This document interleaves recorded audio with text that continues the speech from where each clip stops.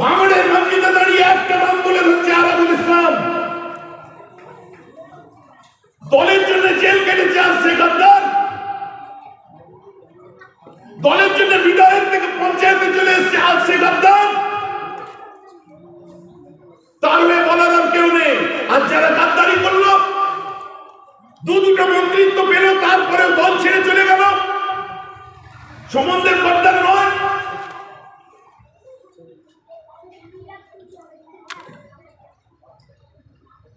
শিলভদ্র গাদ্দার নয়, মিহির গোস্বামীকে গাদ্দার বললেন না। তারা মুসলমানদের ভোট নিল, কটা ভোট নাম লেখা আছে দেখুন। মুসলমান যদি গাদ্দার হতো, নেতাজি সুভাষচন্দ্র বোসের প্লেন ক্রাশের পরে নেতাজি হাবিব কাহা হ্যায় বলে চিৎকার করতো না। মুসলমান যদি গাদ্দার হতো, আশরাফুল্লাহ খানের নাম মুখে আসতো না।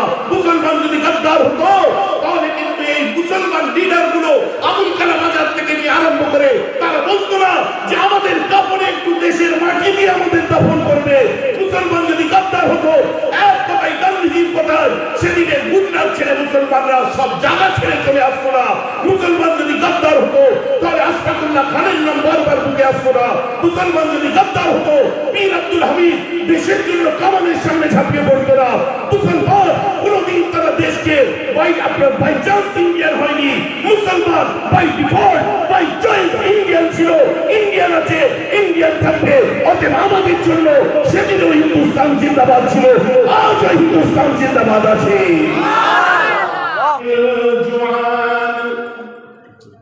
তৃতীয় নাম্বার, চতুর্থ নাম্বারের কাজের কথা বলছে। আল্লাহ আমাদের দিন দিয়েছে, সময় দিয়েছে, ভালো মন্দ খাচ্ছি, বিরিয়ানি খাচ্ছি, কালিয়া কুপ্তা তন্দুরি খাচ্ছি, নিজে খাচ্ছি, বউ বাচ্চা নিয়ে খাচ্ছি, খান আমার আপত্তি নেই। কিন্তু আল্লাহ রাসূল হযরত আবু যার গিফারীকে বলেছিলেন, ইয়া আবা যার লা তাহকিরান্নাল মারুফ শাইআ, এই আবু যার তোমার জীবনে এমন ছোট ছোট নেক আমল আসবে, মোটেই সেগুলোকে তুমি ছোট মনে করো না। হতে পারে আল্লাহ তাআলা ওই ছোট আমলের পরিবর্তে রহমতের দরিয়া বর্ষণ করে দিতে পারে। সেই ছোট আমলটা কি? যখন তোমার সঙ্গে তোমার কোনো ভাইয়ের সাক্ষাৎ হবে, ওকে তুমি একবার আসসালামু আলাইকুম বলে সালামটা দেবে। আর তোমার বউকে বলবে যখন রান্না করতে বসবে, তরকারিতে পানির ভাগটা একটু বাড়িয়ে দিতে বলবে। যখন তুমি ওই তরকারি দিয়ে ভাত খাবে, পাশের বাড়ির কোনো গরিবের মা, গরিবের বাপ, গরিবের ছেলে, গরিবের বোন যদি চোখের পানি দিয়ে ভাত খায়, তার কপালে একটু শুরুয়া ঝোল পর্যন্ত যদি না মেরে ওই এক চামচ পানি ওই গরিবের হাতে তুলে দেবে। হতে পারে তোমার কাছে ওটা এক চামচ পানি, কিন্তু আমার আল্লাহ ওই এক চামচ পানির পরিবর্তে রহমতের দরিয়াকে বর্ষণ করে দেবে। কথাটা বুঝতে পারছেন তো নাকি? মুখে বলা অনেক সহজ ব্যাপার, বাস্তবে রূপ দিয়ে অনেক কঠিন ব্যাপার। বহু জায়গায় আমি আপনাদের দেখিয়ে দেবো, আমার কাছে ভিডিও রেকর্ডিং করে রাখাও আছে। মাঝে মধ্যে বড় হোটেল যেগুলো আছে, হোটেলগুলোয় আমার যখন কনফারেন্স পড়ে, অনেক ভালো ভালো মানুষরা যায়, তার মধ্যে কিছু নেতা লিডারদেরকেও দেখতে পারি, তাদের ড্রাইভাররাও যায়। কারণ ওই ড্রাইভার ছাড়া আমার মতো মেয়েরা, আমার মতো লিডার নেতারা ওই সমস্ত জায়গায় পৌঁছাতে পারবে না। আমি 5 স্টার হোটেলে চলে গেলাম, ডিনার টেবিলে বসে ডিনার করছি, লাঞ্চ করছি, কিন্তু ওই গরিবের বাচ্চাটা ঠোঙাতে করে চুয়া মুড়ি খাচ্ছে, খেয়েছিস কি জিজ্ঞাসা করার লোক থাকে না। বললাম নাকি? জিজ্ঞাসা করার লোক থাকে না। চুয়া মুড়ি খেয়ে নিল। আর 5 স্টার হোটেল মানে ওই কম্পাউন্ডের মধ্যে যে জিনিস কিনতে যাবে, ও গরিবের বাচ্চা ড্রাইভারের ক্ষমতা নেই। এক কাপ চা খেতে গেলে 250 টাকা 300 টাকা লেগে যাবে। খাবে কি ঝাঁঝে মরে যাবে? খাবে কি ঝাঁঝে মরে যাবে? খাবে তো তার থেকে। ঠোঙায় চুয়া মুড়ি খেয়ে নিল, পানির বোতল ডক করে নিয়ে পানি খেয়ে নিল, ওর থেকে ছোট্ট বিড়িটা বার করে গাড়ির পিছনে চুপ করে বসে টুকু করে টেনে দিল, দিয়ে তারপর ও ডিনার টেবিলে ডিনার করছে, এর বিড়ি টেনে টেনে করছে, খানা হয়ে যাচ্ছে। মোহাম্মদ আয়েশা বলছে আমার রাসূল যখন বাড়িতে আসতেন তখন নবীকে দেখে আমি পাগল হয়ে যেতাম। আমার রাসূল যখন খেতে বসতেন কি আন্দাজ, হঠাৎ এদিক ওদিক তাকিয়ে আমার রাসূল তার খাদেমগুলোকে ডেকে দিতেন ওয়া ইয়াকুলু মাআল খাদেম, এবং আমার নবী তার খাদেমদের সাথে সার্ভেন্টদের সাথে নিজের কাছে যারা আছে তাদেরকে সাথে নিয়ে এক দস্তরখানে খেতেন। বলুন না সুবহানাল্লাহ। রাসূলের আদর্শ বলতে খুব ভালো লাগে আমাদের, নবীজির আদর্শ শোনাতে খুব ভালো লাগে, কিন্তু এই কবিতাটাও শুনে রাখা দরকার। মসজিদে কাল সেন্দি আসিল অভেল গোস্ত রুটি, শুনেছেন কথাটা? মসজিদে গোস্ত আসতো, রুটি আসতো, তাই দেখে মোল্লা সাহেব আনন্দে যায় কোটি কোটি। এমন সময় এলো ভিখারি গায়ে আজারের চিল, বলে বাবা আমি ভোকা কাকা আছি, আজ দিয়ে শান্তি। মোল্লা ভাবছি তো মহা মুশকিল হলো। মোল্লার সঙ্গে সঙ্গে ভিখারিকে ডেকে বললে যদি এতে আমার ভাগ বসাই, হুজুর দেখছি যদি এতে ভাগ বসাই তাহলে আমার ভাগে কম পড়ে যাবে। ভারী ভেলা হলো লেখা, উঠলি চাপ দিয়ে বলছে নামাজ পড়িস না, তুই নামাজ পড়িস, নামাজ যদি পড়িস তো খাবি, আর তোর দেখে মনেই হচ্ছে নামাজ পড়ে না। ভিখারি বনের দুঃখ বলছে ৮০টা বছর কেটে গেল মোর তোমায় ডাকিনি প্রভু, তারপরে তুমি মুখের অন্ন বন্ধ করিনি প্রভু। ৮০ বছর কেটে গেল তোমাকে ডাকিনি, তারপরে তুমি আমার মুখের অন্ন বন্ধ করবি। আর মোল্লা সাহেব হুজুর সাহেব নামাজের বাহানা দিয়ে গোস্তের আপনার কি বলে পেয়ারা গোস্তের বাটি নিয়ে রুটি নিয়ে তালা দিয়ে ঘরে বসতে, ডায়লগ স্টেজে দিতে খুব ভালো লাগে। আমি গরিবের জন্য এই করি, এতিমের জন্য এই করি, এর জন্য ওই করি, তার জন্য তাই করি, এসব ডায়লগ দেওয়া আর পাবলিকের কাছে সুবহানাল্লাহ নারে তাকবীর দেওয়া খুব ভালো লাগে, কিন্তু বাস্তব চিত্রটাকে সামনে তুলে ধরলে নিজেদেরকে লজ্জায় পড়তে হয়। আপনি নিজেকে নিয়ে মূল্যায়ন করে দেখুন আসলে আপনি কি আমি কি আমরা কতটা করি। আর নাকি ২৫,০০০ টাকার খাতিরে বলি, নাকি ২০,০০০ টাকার খাতিরে আপনাদেরকে শোনা। আল্লাহ রাসূল বলছে ওই ধরনের যদি ক্ষুধার্ত বাপ, ক্ষুধার্তিনী মা, ক্ষুধার্ত বাপ তার মুখে দুটো অন্ন কেউ তুলে দেবে, আমি মুহাম্মদ বলছি আল্লাহ তাকে জান্নাতের অধিকারী করে দেবে। এখন পর্যন্ত একটা জিনিস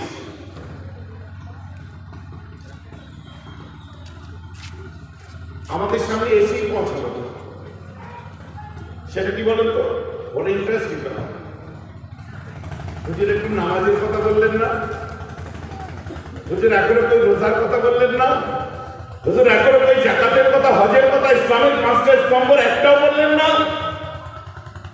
আমার বক্তব্যটাই তো এইখানে, আরে নামাজ পড়ার নাম ইসলাম নয়, রোজা রাখার নাম ইসলাম নয়, হজ করার নাম ইসলাম নয়, যাকাত দেওয়ার নাম ইসলাম নয়, তাসবিহ পড়ার নাম ইসলাম নয়, তেলাওয়াত করার নাম ইসলাম নয়, ইবাদত করার নাম ইসলাম নয়। কারণ ইসলামের মধ্যে নামাজ, নামাজের ইসলামের মধ্যে নামাজ আছে, ইসলামের মধ্যে রোজা আছে, ইসলামের মধ্যে হজ আছে, ইসলামের মধ্যে যাকাত আছে, ইসলামের মধ্যে ইবাদত আছে।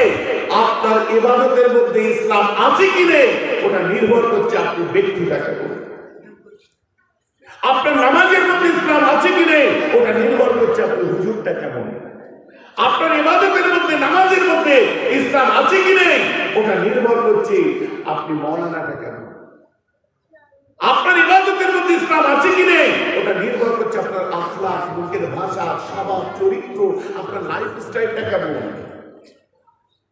আমি জানি আমরা বারবার বলে থাকি ওয়াজ নসিহতের মধ্যে নামাজ মানুষকে খারাপ কাজ থেকে দূরে রাখে, অতএব তোমরা নামাজি হয়ে যাও, নামাজি হয়ে যাও, নামাজি হয়ে যাও। কি আমরা বলি না?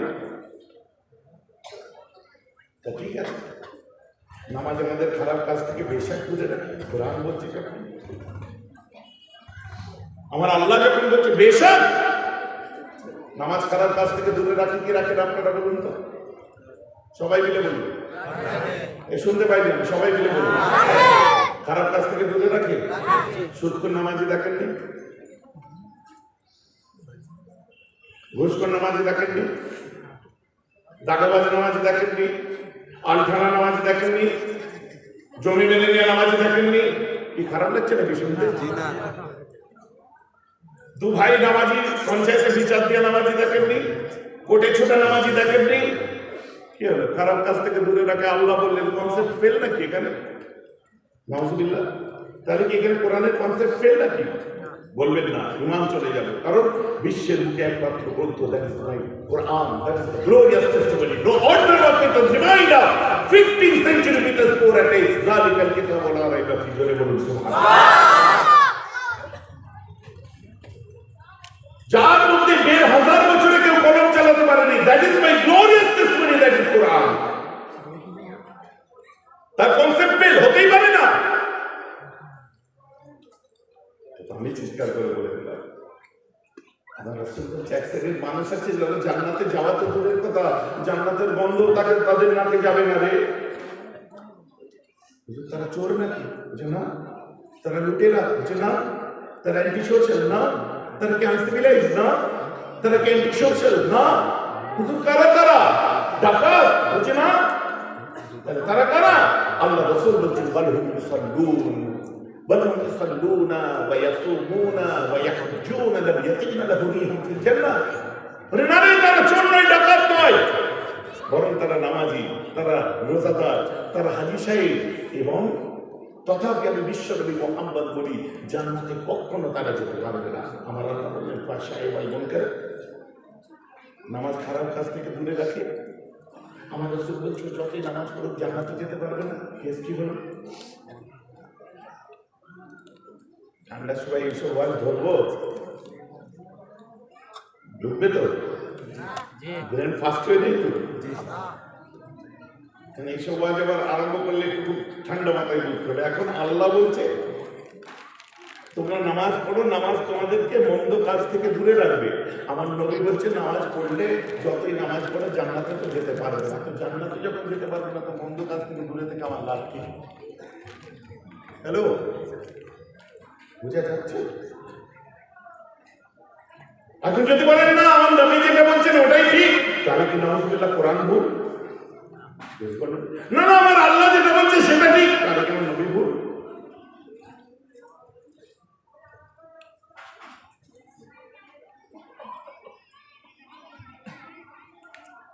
সব আছে, খালি মানুষের কাছে দেখতে পেলাম আমি নামাজ করছি, ওকে লাভ নেই, রোজা রাখছি, ওকে লাভ নেই।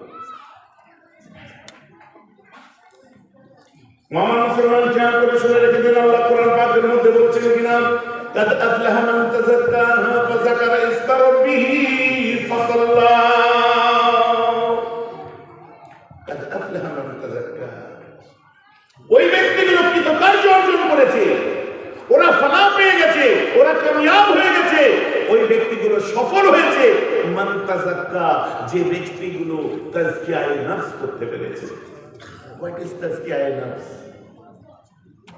What is tazkiyaye nafs? That is the analyzation of soul. That is the analyzation of soul. সেটা হচ্ছে নফসের উপরে কাবু নিয়ে আসা, সেটা আত্মশুদ্ধি বলতে পারে এবং ইসলাহে কলব বলতে পারে। তাজকিয়ায়ে নফস, নিজেকে রিয়ালাইজ করা, নিজের কর্মগুলোকে অ্যানালাইজ করা। যখন তাজকিয়ায়ে নফসের মানুষ হতে পারবে, তখন নিজেকে নামাজ দাবি করবে। যদি তা না হয়, আরে নামাজ পড়লে নামাজি হয়, আবার নামাজ পড়ে আল্লাহ হয়। আমি আপনি নামাজ পড়ে তো নামাজি রয়ে গেলাম, কিন্তু লক্ষ্য করে দেখুন, বাগদাদের বুকে একজন নামাজ পড়েছিলেন নাম আব্দুল কাদের। উনিও আমাদের মতো নামাজ পড়ে বিশ্বের জমিনে গৌসুল আজম হয়েছে। আমি আপনি নামাজ পড়ে নামাজি রয়ে গেছি। আজমিরের মঈনুদ্দিন নামাজ পড়ে গরিবে নামাজ হয়েছে। আমি আপনি নামাজ পড়ে নামাজি রয়ে গেলাম। বাহাউদ্দিন নকশবন্দি নামাজ পড়ে তরিকার ইমাম হলো। আমি আপনি নামাজ পড়ে নামাজি রয়ে গেলাম। মুজাদ্দিদ আল-ইসলামী নামাজ পড়ে আব্দুল বাদশাহ দ্বীন ইলাহিকে উলট পালট করে ছেড়ে দিল। আমি আপনি নামাজ পড়ে নামাজি রয়ে গেলাম। মুজাদ্দিদ জামান নামাজ পড়ে গাউসে দৌরান কুতুবুল আলম হয়ে গেলেন। বলুন সুবহানাল্লাহ। কি নামাজ বলে?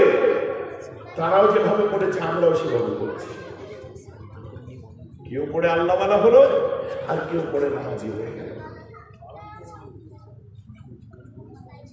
ইন্টারেস্টিং ব্যাপার। কেন? ওরা নামাজ পড়েছে, সত্য কথা বলতে পারেনি। ওরা নামাজ পড়েছে, ন্যায় নিষ্ঠার সাথে চলতে পারেনি। ওরা নামাজ পড়েছে, বাতিলের কাছে বাধা ঝুঁকিয়েছে। ওরা নামাজ পড়েছে, নিজের চোখকে নিচু করে চলেছে। ওরা নামাজ পড়েছে, অন্যায় দেখেছে, বরদাস্ত করেছে, তার প্রতিবাদ করেনি। ওরা নামাজ পড়েছে, কওমে জলঞ্জলি হচ্ছে, কোনো কথা বলেনি। ওরা ইবাদত করেছে, জাতি কোথায় যাচ্ছে কোনোদিন লক্ষ্য করেনি। ওরা নামাজ পড়েছে, অন্যায় করছে, মানুষের জনবল, মানুষের নেতৃত্বের বলের কাছে মুসলমান হিসেবে মাথা ঝুঁকিয়েছে। ওই জন্য ও নামাজি রয়ে গেছে। আরেকজন নামাজ পড়েছে, আকবর বাদশাহ দ্বীন ইলাহিকে মুলুক পাটন করেছে, তাই সে মুজাদ্দিদ পেশাবি হয়েছে। এটা আমার বুঝতে পারছি কি পারছি? তুমি জালেমের কাছে মাথা নত করলে, নামাজি রয়ে গেলে, আর ও আকবর বাদশাহের সঙ্গে যুদ্ধ ফাইট করলো, করার পরে দ্বীন ইলাহিকে মুলুক পাটন করলো, তাই সে মুজাদ্দিদ পেশাবি হয়েছে। কথা আপনারা বুঝতে পারছে? তো নামাজির সংজ্ঞা যদি আমি বলি তো রাত পার হয়ে যাবে।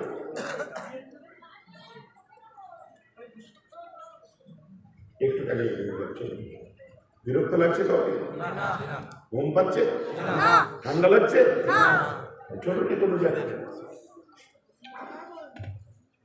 আমার রাসূল দুনিয়ার বাদশাহ, কায়নামদার, মদনী তাজদার, তার লাইফটা ছিল অনেক সুন্দর। দুনিয়ার বাদশাহ ওয়াজ করছে, তাকরীর করছে, আর এই লাইফ হিস্ট্রিটা পড়ছে কে? মিস্টার মাইকেল এইচেট। মাইকেল এইচেট কে? একজন খ্রিস্টান লেখক। সে বলছে, বিশ্বের বুকে সর্বকালের সর্বশ্রেষ্ঠ লিডার, নেতা যদি হয়, আমার চোখে, আমি খ্রিস্টান, আমার চোখে ইসলামের নবী মুহাম্মদ ছাড়া আর অন্য কেউ নয়।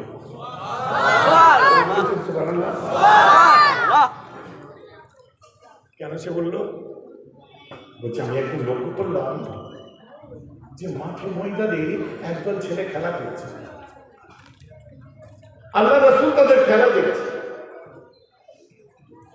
আল্লাহ রাসূল তাদের খেলা দেখছে, একদল ছেলে খেলা করছে। ওর মধ্যে একটা ছেলের আব্বা আসলো, এসে ডাকলো, এই ছেলে শোনো, এই বাবু শোনো, বাড়ি চলো। আল্লাহ রাসূল বলছে, ও যাবে না, বাড়ি যাও। আবার কিছুক্ষণ পরে এসে বললো, বাবু এবারে বাড়ি চলো। রাসূলুল্লাহ বলছে, বাড়ি যাও। বাড়ি যাবে না, তুমি যাও।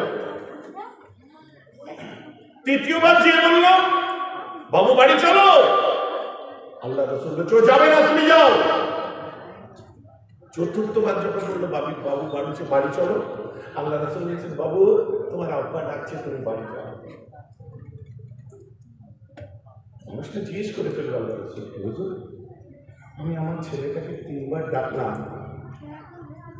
3বার বাড়ি যেতে বললাম, আমাকে 3বারই না বললেন, আর চতুর্থবারে আপনি যেতে বললেন, কি ব্যাপার হুজুর?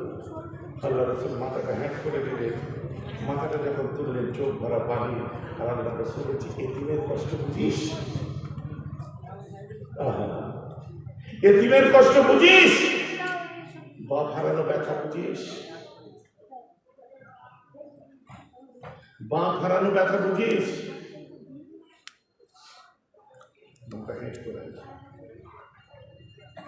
তুই যখন তোর ছেলেটাকে ডাকছিলি, ওই সময় এই সদ্য ওহদের যুদ্ধে বাপ হারা একটা ইতিম ওই তোর ছেলের সঙ্গে খেলছিল, আর তুই যখন ওকে ডাকছিলি, ও তখন এদিক ওদিক দেখছে, আমার আব্বা এসে আমাকে কখন ডাকবে।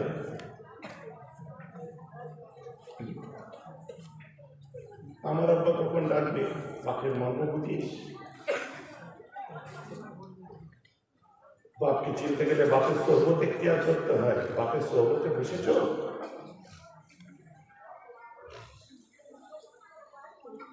বাপের আশপাশে ঘেঁষেছ?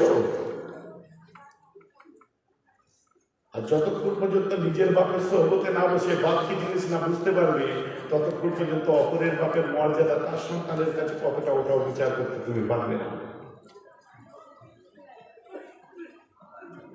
কি কথাটা আমি ঠিক বলছি না? ভুল বলছি? সোহবত এখতিয়ার কর।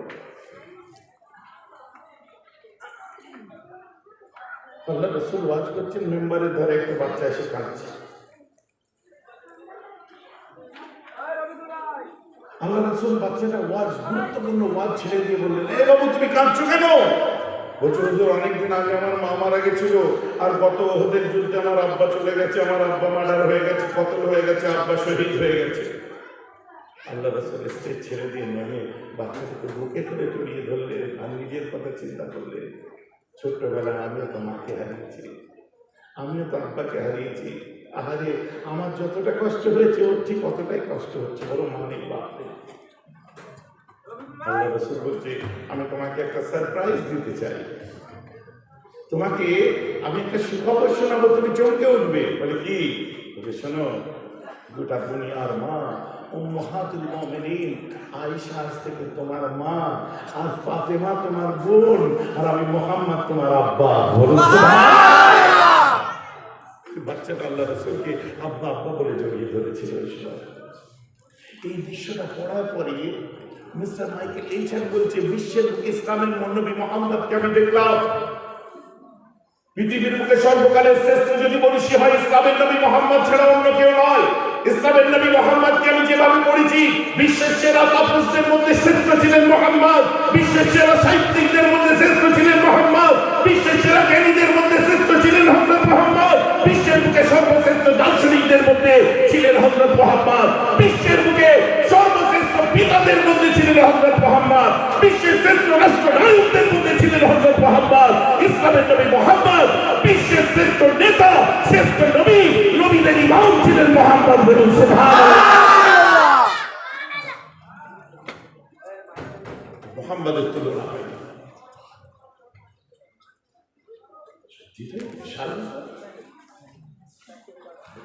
বেছে বেছে কতগুলো জিনিস নিয়ে নিলাম,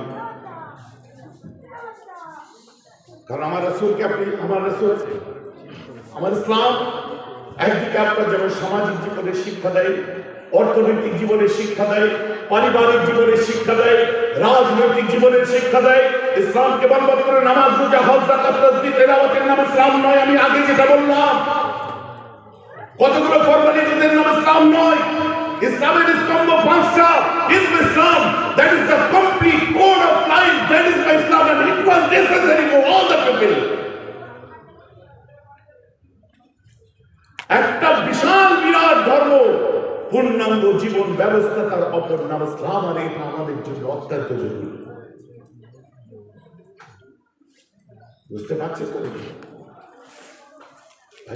রাজনৈতিক জীবনের শিক্ষাও দেয়, সুশাসনের শিক্ষা ইসলাম দেয়, সঠিক নেতৃত্বের শিক্ষা ইসলাম দেয়। যারা ওমর ফারুকের লাইফ পড়েছে, যারা ওসমান গনির লাইফ পড়েছে, যারা আল্লাহ রাসূলের লাইফ পড়েছে, যারা ইমাম হুসাইনের লাইফ পড়েছে, মাথা খারাপ হয়ে যাবে। বঞ্চিত মানুষদের অধিকার ফিরিয়ে দেওয়ার নাম ইসলাম, নির্যাতিতের পাশে দাঁড়াবার নাম ইসলাম, নিপীড়িত চোখের পানি মোছানোর নাম ইসলাম। ধর্মান্ধতার মধ্যে থেকে নয়, বরং সম্প্রীতির নাম হল ইসলাম। ভাঙা মনকে মোহাম্মদ দিয়ে জুড়ে দেওয়ার নাম হল ইসলাম। ক্ষুধার্তকে খানা খাওয়াবার নাম হল ইসলাম। বস্ত্রহীনদের কাপড় পরানোর নাম হল ইসলাম। যারা আল্লাহ রাসূলের লাইফ পড়েছে, বাকি উল্টো দিক যদি বিচার করে তাদের কাছে লাগবে না। নবীজিকে মানল, গলায় গামছার ফাঁস লাগিয়ে, নজরান দেশের চাদরের ফাঁস লাগিয়ে আরবের মোড় প্রান্তে ফেলে দিয়েছে আল্লাহ রাসূলকে। আনাস দৌড়ে দৌড়ে গেছে, উলঙ্গ তলোয়ার বার করে তার ধর থেকে মাথাটাকে আলাদা করে দেবে। আমার রাসূলের সময় আনাসের দিকে তাকিয়ে বলে, আনাস দাঁড়িয়ে যাও, রুক যাও, দাঁড়াও। আনাস, ওকে তুমি জানে মেরে দিও না। আনাস, ওকে তুমি জানে মেরে দিও না। হুজুর আপনাকে একাক করেছে, করলেই বা। এই দৃশ্যটাকে আল্লাহ রাসূলের দিকে ওই মানুষটা যে আমার নবীকে ফেলে দিল, প্যাঁচ দিলেন, জবরদস্তান শাদীদাতান, গায়ে জোরে ফাঁস দিয়েছে। নবীর চোখটা বাইরে বার হয়ে এসেছে, চেহারা লাল হয়ে গেছে, টান মেরে ফেলে দিয়েছে। আনাস সহ্য করতে পারবে? আপনি পারবেন? আমি পারবো? নবী বলছে, আনাস মাফ করে দেন।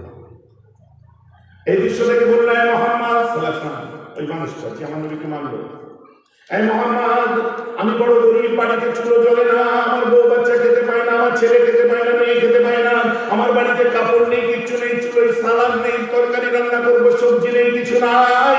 আপনার কাছে আল্লাহর বাইতুল মাল আছে, ওই বাইতুল মাল থেকে যত সামান্য খাদ্যদ্রব্য আপনি আমাকে দান করুন, আমাকে কিছু দান করুন হুজুর।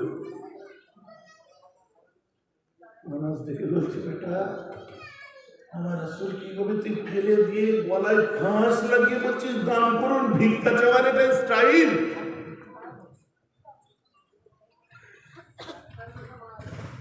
ভিক্ষা চাওয়ার স্টাইল? ওর আমি গর্দান উড়িয়ে দেবো। তো আমার নিয়ে বলছে, আমি বলছি স্টপ, কন্ট্রোল ইউর স্টাইল। না না না না,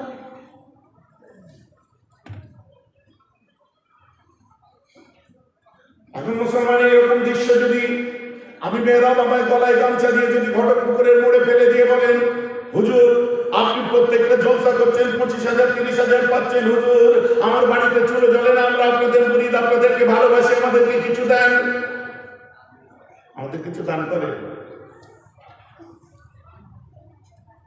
মোটা শরীরের মধ্যে দান করে যদি ফেলে দেয়, দান করবো? নেতা সাহেব আপনি কিছু দেন, লিডার সাহেব আপনি কিছু দেন, এমএলএ সাহেব আপনি কিছু দেন, এমপি সাহেব আপনি কিছু দেন, গলায় উত্তরীয় থাকবে, প্যাঁচ দিয়ে যদি টান মেরে ফেলে দেয়, আর লিডারদের কথা বললে কেউ রেগে যাবে না? রাগ ধরবে নাকি? বই গেছে রেগে যাবে। কারণ আপনার লিডার দুনিয়ার লিডার হতে পারে, আমার লিডার হলো দিন দুনিয়ার শাহেনশাহ। সুবহানাল্লাহ। আপনি দুনিয়ার লিডারের চাটুকারিতা করতে পারেন, কিন্তু আমি রাসূলুল্লাহর গোলাম ছিলাম, গোলাম আছি, গোলাম হিসাবে কিয়ামতের দিনে উঠতে চাই। আপনি কি ভাবলেন না ভাবলেন, I don't care about that, ওটা আমি কোনোদিন গুরুত্বই দিই না। কারণ আজকে যে ছেলেগুলো আজকে সিপিএম করছে, ওরা প্রথমে কিন্তু সিপিএম নয়, প্রথমে রাসূলের ঘরে জন্ম নিয়েছে। যে ছেলেটা টিএমসি করছে, ও টিএমসি ঘরে নয়, রাসূলের ঘরে জন্ম নিয়েছে। যে ছেলেটা কংগ্রেস করছে, ও কংগ্রেসের ঘরে নয়, রাসূলের ঘরে জন্ম নিয়েছে। ও যখন জন্মেছে, ওর কানে মমতা ব্যানার্জি জিন্দাবাদ বলে আজান দেয়নি, বুদ্ধবাবু জিন্দাবাদ বলে আজান দেয়নি, ওর কানে আজান দিয়েছিল আশহাদু আল্লা ইলাহা ইল্লাল্লাহ, আশহাদু আন্না মুহাম্মাদার রাসূলুল্লাহ। ও যখন কবরে যাবে, দিদির আঁচল ধরে যাবে না, দাদার ধুতি ধরে যাবে না, উম্মতে মুহাম্মাদি জান্নাতে যাবে, কবরে যাবে একমাত্র দামনে মুস্তাফা মুহাম্মাদের আঁচল ধরে যাবে। বলেন সুবহানাল্লাহ।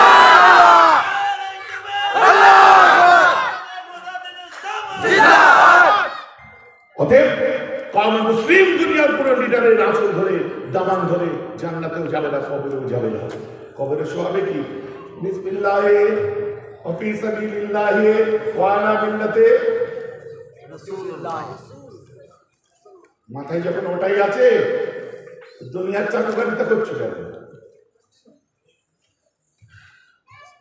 ওয়ালা মিল্লাতে দিদি বলবে, ওয়ালা মিল্লাতে দাদা বলবে, ওয়ালা মিল্লাতে দিল্লির দাদা বলবে, ওয়ালা মিল্লাতে আপনার কি বলে বুদ্ধবাবু বলবে, ওয়ালা মিল্লাতে রাসূলুল্লাহ। না না ভাইজান, এসব কথা বললে রাজনীতির কথা হয়। আরে বাংলার মানুষ এই মানুষটাকে চেনে ভালো করে।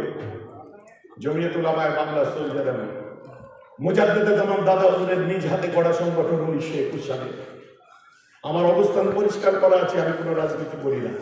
তবে হ্যাঁ, ন্যায় সত্য কথা যে বলে সে আমার ভাই বলুক আর আপনার ভাই বলুক, সত্য কথা, অধিকারের কথা, পিছিয়ে পড়া মানুষের কথা যে বলবে। আমি বিগত দিনে আমার লড়াই করেছিলাম, বামফ্রন্টের জমানায় লড়াই করেছিলাম, আমাদের দাবি দাবা আদায়ের জন্য বলেছিলাম, 13 দফা কর্মসূচিতে সফল হয়েছি। তার 1 নম্বর বলি, এই মাদ্রাসা সার্ভিস কমিশন দেখতে পাচ্ছে যেটা আমাদের লড়াই ছিল। এই ঘটকপুকুরের মানুষেরা যে কলকাতাকে লক করে দিয়েছিলেন, মনে নেই আপনাদের? আপনারা এই মাদ্রাসার যে সিলেবাস দেখছেন, ওটা আমাদের ঠিক করে দেওয়া হবে, আমরা ঠিক করে দিয়েছিলাম, যেটা সিনিয়র মাদ্রাসায় পড়ানো হচ্ছে। দেখবে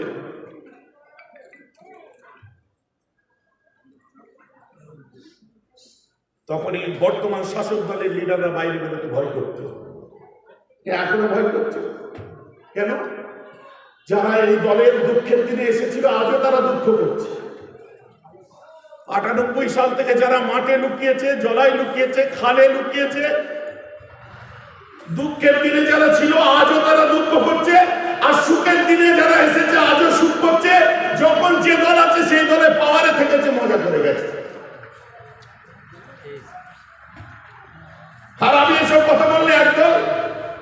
পলিটিক্যাল বিশ্লেষক, রাজনৈতিক চিন্তাধারা করে, তারা বলে কিনা হুজুর রাজনীতির কথা বলছে। কেন? সবুজ সাথী দিয়েছে, এটা ভালো কাজ না? কন্যাশ্রী দিয়েছে, এটা ভালো কাজ নয়? রূপশ্রী দিয়েছে, এটা ভালো কাজ নয়? দুয়ারে দুয়ারে সরকার ভালো কাজ নয়? ভালোকে আমি ভালো বলি, কিন্তু যখনই বলি আমফানের চাল ঝেড়ে দিয়েছে তখনই কেন রাগ হবে? 2 টাকা কেজি চাল দিয়েছে বলছি, তখন রাজনীতি করা হচ্ছে না। আর সারা দুনিয়া জানে আমফানের পয়সা ঝেড়েছে, আমি বললে রাজনীতি করা হয়ে গেল? সারা দুনিয়া জানে অধিকারের কথা বলতে গেলেই আমার রাজনীতি করা হয়ে গেল? পিছিয়ে পড়া মানুষের কথা বললেই রাজনীতি করা হয়ে গেল? না এমন করে বললে তো বিজেপি এসে যাবে। আশ্চর্য, আসতে বাকি রেখেছেন কোথায় আপনারা? উল্টে আমাদেরকে বলছেন মুসলমানরা গাদ্দার। ভাঙড়ের মসজিদে দাঁড়িয়ে একটা নাম তুলে ধরছে আরাবুল ইসলাম। দলের জন্য জেল কেটেছে আসছে গাদ্দার। দলের জন্য বিধায়ক থেকে পঞ্চায়েতে চলে এসছে আসছে গাদ্দার। তার হয়ে বলার আর কেউ নেই। আর যারা গাদ্দারি করলো, দুটো মন্ত্রিত্ব পেল, তারপরে দল ছেড়ে চলে গেল, সম্বন্ধের গাদ্দার নয়?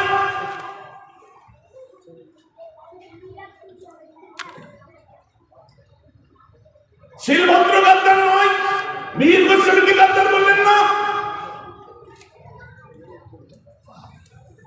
তারা মুসলমানদের ভোট নিল, কটা বললো? সব্যসাচী চলে গেল, অর্জুন সিং চলে গেল, মুকুল রায় চলে গেল, শুভ্রাংশু চলে গেল, শিলভদ্র চলে গেল, তারপরে আপনি কি বলে শুভেন্দু চলে গেল, শুভেন্দু অধিকারী ছেড়ে দিল। তারা এমএলএ হয়েছে, এমপি হয়েছে, বড় বড় জায়গা তাদেরকে দিয়েছে, তারা তারপরেও গাদ্দারি করে বেরিয়ে গেল।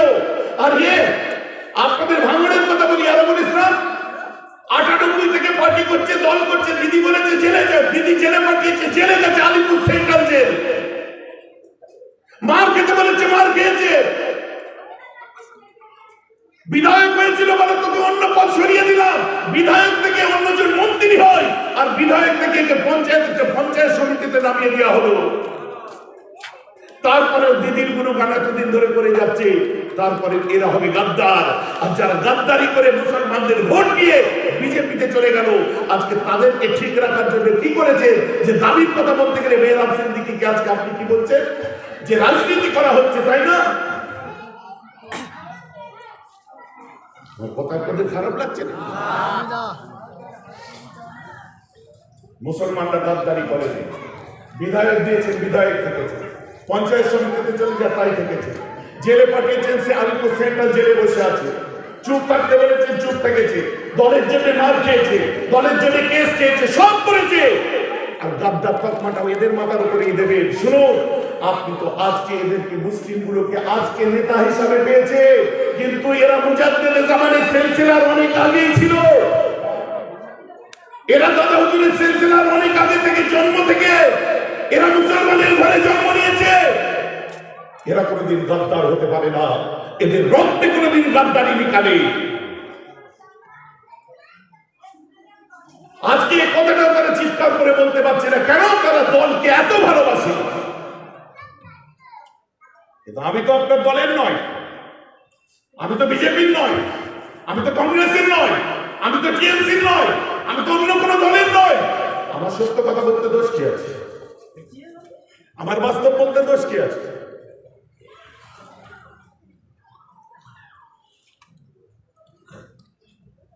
সত্য কথার মার কাছে যারা রাজনীতি করতে আসছে, ফুলফরা শরীফ জিন্দাবাদ মুখে বলছেন,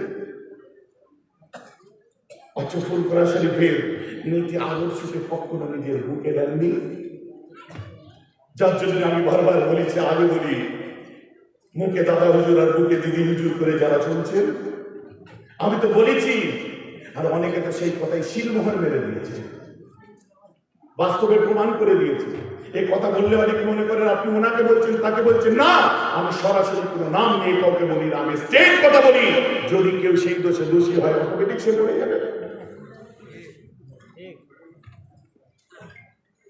আমার রাসূল আমাদেরকে শিখিয়ে দিয়েছে, ন্যায় কথা, সত্য কথা সর্বদা বলো, হক কথা সর্বদা বলো।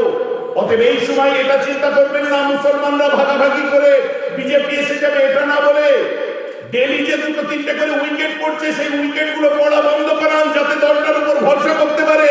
আর তারা উইকেট ফেলবে আর গাদ্দারির তকমা মাথায় নিতে হবে, এটা বরদাস্ত আমরা করব না।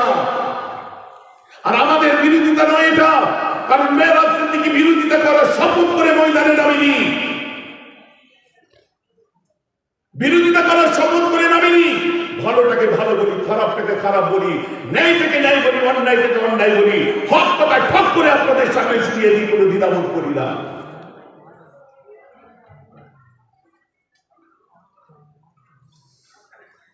মুসলমানদের যে উন্নয়ন হয়েছে অ্যাপ্রিসিয়েট করি।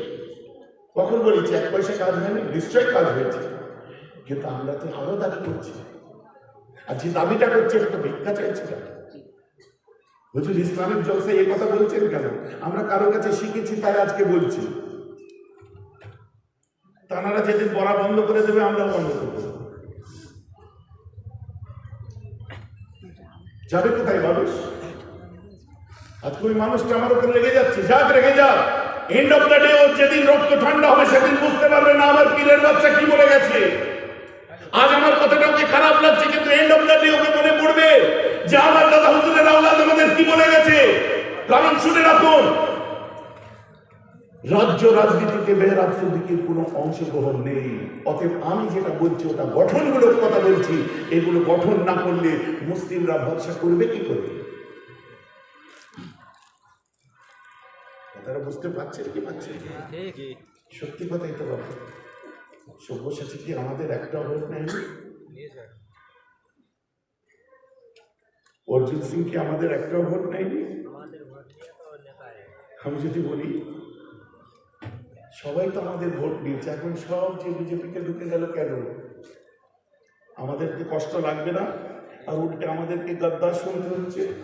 মুসলমান যদি গদ্দার হতো, আপনার কান খুলে শুনে রেখে দিন, মুসলমান গদ্দার হলে তাহলে দিল্লির ইন্ডিয়া গেট দেখুন, যে ইন্ডিয়া গেটের মধ্যে ৯৭,০০০ শহীদের নাম লেখা আছে, ওর মধ্যে ৬৫,০০০ মুসলমানের নাম লেখা আছে।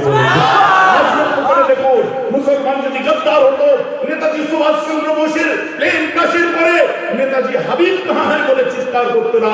মুসলমান যদি গদ্দার হতো, আশরাফুল্লাহ খানের নাম মুখে আসতো না। মুসলমান যদি গদ্দার হতো, তাহলে কিন্তু এই মুসলমান লিডার গুলো আবুল কালাম আজাদ থেকে নিয়ে আরম্ভ করে তারা বলতো না যে আমাদের কাপড়ে একটু দেশের মাটি দিয়ে আমাদের দাফন করবে। মুসলমান যদি গদ্দার হতো, এক কথায় গান্ধীজির কথায় সেদিকে গুজরাট ছেড়ে মুসলমানরা সব জায়গা ছেড়ে চলে আসতো না। মুসলমান যদি গদ্দার হতো, তাহলে আশরাফুল্লাহ খানের নাম বারবার মুখে আসতো না। মুসলমান যদি গদ্দার হতো, পীর আব্দুল হামিদ দেশের জন্য কামানের সামনে ঝাঁপিয়ে পড়তো না। মুসলমান কোনদিন তারা দেশকে বাই চান্স ইন্ডিয়ান হয়নি। মুসলমান by default by choice Indian ছিল, ইন্ডিয়ান আছে, ইন্ডিয়ান থাকবে। অতএব আমাদের জন্য সেদিনও হিন্দুস্তান জিন্দাবাদ ছিল, আজও হিন্দুস্তান জিন্দাবাদ আছে। আপনারা যাই বলতে চান, ইতিহাসকে অস্বীকার করতে পারবেন না। যে কথাই বলে ইতিহাসজ্ঞদের বোঝাতে চায় যে আমার ভাইগুলোকে নিয়ে খেলা করবেন না।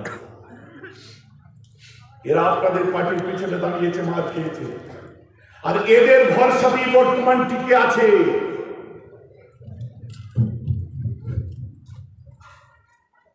এদের ভরসাতেই বর্তমান টিকে আছে।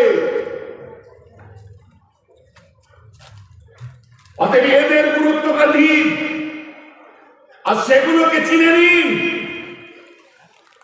আর আজকে তার অনুশোচনা করা দরকার, রিগ্রেট করুন, আজকে প্রায়শ্চিত্ত করুন যে এদেরকে গুরুত্ব না দিয়ে কি ভুল করেছে। যাদেরকে ভরসা করেছিলেন তারাই গাদ্দারি করে বেরিয়ে চলে গেছে, যার জন্য মুসলমানেরা অন্য রাস্তা বেছে নিতে বাধ্য হয়েছে, অন্য পথ আজ বাঁচতে বাধ্য হয়েছে, ভরসা করতে পারছে না। ডেলি দুটো একটা উইকেট পড়ছে।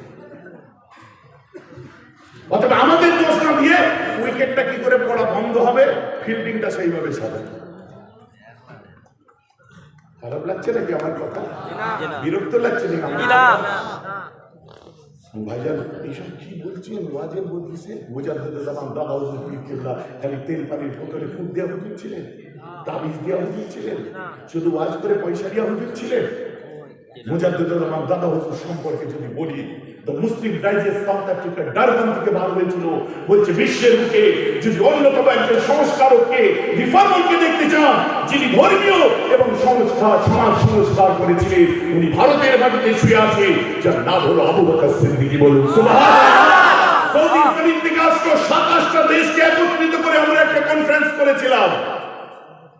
27টা দেশ মিলে, সুইডেন থেকে মার্গারেট খান আসলেন, জার্মান থেকে আসলেন, বিভিন্ন জায়গায় এরকম 27টা দেশ মিলে, আপনারা শুনেছেন তো নিশ্চয়ই নাকি, দাদা হুজুরের উপর একটা সেমিনার করা হয়েছিল। সৌদি থেকে যিনি এসেছিলেন, তিনি কথা বলতে বলতে হঠাৎ বলে উঠলেন, আমি সেই মানুষটার কবর জিয়ারত করতে যেতে চাই। সুবহানাল্লাহ। বলে কেন? বলছে আমরা ইতিহাসের মধ্যে পড়েছিলাম যে মদিনা থেকে একটা কুরাইশ, মদিনা থেকে কুরাইশদের একটা দল তৃতীয় বিশ্ব ভারতের দিকে চলে গেছে, আমরা তার আর হদিস পাইনি। আজকে আমাদের পড়ার সঙ্গে বাস্তবে মিলে গেল, আমাদের সেই দিনের হারিয়ে যাওয়া কুরাইশ যারা ধর্মের জন্য, দিনের জন্য, সমাজ সংস্কারের জন্য ভারতে চলে এসেছিল, ওটা অন্য কেউ নয়, যার সেমিনার হচ্ছে উনি হলেন ফুরফুরা পীর আবু বকর সিদ্দিকী। অতএব তার মাজারটা আমি জিয়ারত করতে যেতে চাই। তো মিশরের আল আজহার ইউনিভার্সিটির প্রফেসর এবং মদিনা ইউনিভার্সিটির প্রফেসর দুজন মিলে এসে দাদা হুজুরের মাজারটা জিয়ারত করে গেলেন। আমার কাছে ফটো রাখা আছে। তারা কি এখানে ধর্ম প্রচার করতে এসেছিলেন? আমাকে বুঝতে হবে, রাগ করা নয়, আমার অবস্থানটা বুঝুন। আর 5টা আলোচনা শুনে আমার আলোচনাকে মিলিয়ে দেবেন না। সূক্ষ্ম ঠান্ডা মাথায় বোঝার চেষ্টা করুন।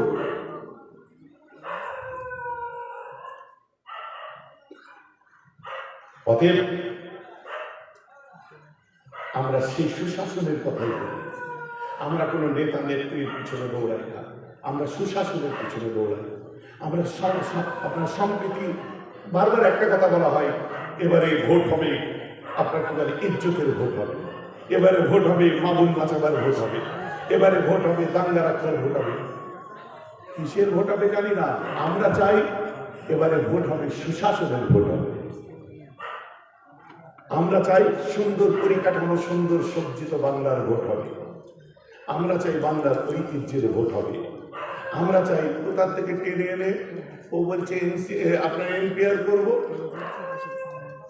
ও বলছে এনআরসি করব, এ বলছে এ করব, সে বলছে তাই করব। কংগ্রেস বরাবর বলে গেল আমরা দাঙ্গা হতে দিইনি। তারপরে 34 বছর ধরে সিপিএম, এখন সিপিএম এর লিডাররা বলছে আমরা দাঙ্গা হতে দিইনি। আজকে সেই সিপিএম এর লিডাররা আবার টিএমসি তে ঢুকে বড় বড় পদে বসে আছে। আর যারা 98 সাল থেকে মার খেলো তারা আজও পর্যন্ত পিছিয়ে আছে।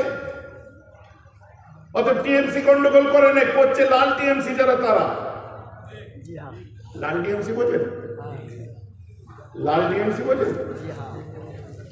টিএমসি গন্ডগোল করেন না, লাল টিএমসি গন্ডগোল করে।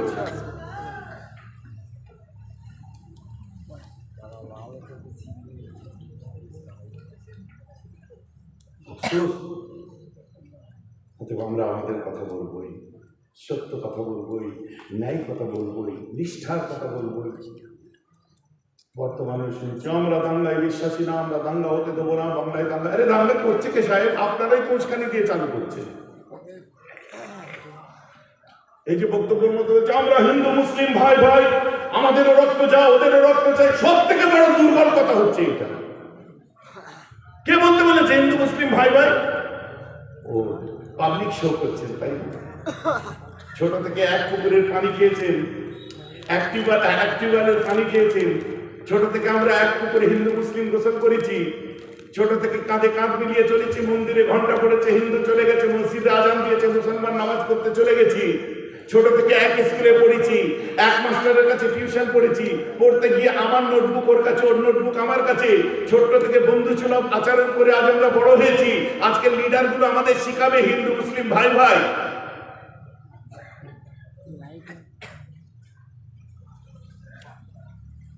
কিছু উজবুক আছে, ওদিক থেকে হুপ করে উঠছে, এদিক থেকে হুপ করে উঠছে, ও লাঠিবার করছে, এই বল্লম্বার করছে। ওদেরকে নিয়ে আর দেশের সম্প্রীতির বিচার করা যায় না, ওরা ওই রকমই। কথা বুঝতে পারছো? ওদেরকে তোমরাও গণনার মধ্যে রাখো না, আমরাও গণনার মধ্যে রাখি না। আর বাকি নেতাদের বলি, দাঙ্গা করা তো দূরের কথা, হিন্দু মুসলিম আমাদের সবাইকে 1 বছরের জন্য এই পাশে হাই স্কুল ময়দানে ঢুকিয়ে দেন, ঢুকিয়ে দিয়ে মেন গেটটা তালা দিয়ে দেন।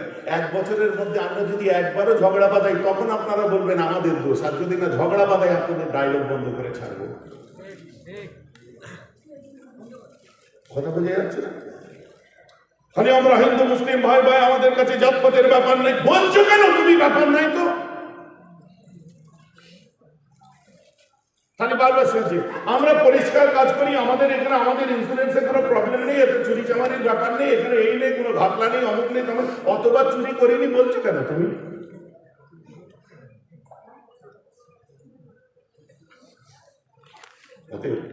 কংগ্রেস পিরিয়ডেও হয়েছে, বামফ্রন্ট পিরিয়ডেও হয়েছে, এখনো আমরা সেটাই শুনতে চাচ্ছি। বাংলায় সাম্প্রদায়িক শক্তিকে আমরা কোনোদিন জায়গা দিচ্ছি না, দেবো না, এটা আমাদের দৃঢ় প্রতিজ্ঞ। এই জায়গায় আমরা তার মধ্যে তার জন্য নীতি নির্ধারণের ক্ষেত্রে মানুষের পথে বাধা হয়ে গেলে কেউ দাঁড়াবে না।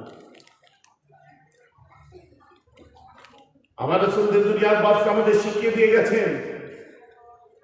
হযরত উসমান গনি আল্লাহ রাসূলের সাথে হেঁটে যাচ্ছেন, রাস্তা দিয়ে হেঁটে যেতে যেতে হযরত উসমান গনি লক্ষ্য করলেন, আল্লাহ রাসূল লক্ষ্য করলেন, একটা বৃদ্ধা রাস্তার ধারে পড়ে গোঁ গোঁ করে শব্দ করছে। আল্লাহ রাসূল বলছে, উসমান হুজুর দেখতো ওইটা কেন গোঁ গোঁ করে মুখে শব্দ করছে, পড়ে আছে, মেয়েটা কি একবার দেখতো? হযরত উসমান গনি গেলেন, সুন্দর চেহারা মাশাআল্লাহ। উসমান গনি গেলেন, যে দেখে ওই মেয়েটির বুকেতে একটা মূর্তি, উজ্জাতের মূর্তি, লাত উজ্জাত মানাত হাবল, ওদের খোদাই। আপনারা বুঝতে পারছেন ভাইদের দাঁড়িয়ে কি কষ্ট হচ্ছে? তাই বললাম যে মনে করবেন এখনই শেষ হয়ে যাবে, এই যাচ্ছি যাচ্ছি করে আপনাদের আর যাওয়া হবে না। আর ঠিক ঘটনাও তাই ঘটছে, দেখেন সুবহানাল্লাহ। যদি কষ্ট না হয় দাঁড়ান, আর যদি কষ্ট হয় বসার জায়গা আছে বসে। বিরক্ত লাগছে না তো কাউকে? কাকে বিরক্ত লাগছে হাত তুলে দেখান তাড়াতাড়ি। মাত্র একজনকে।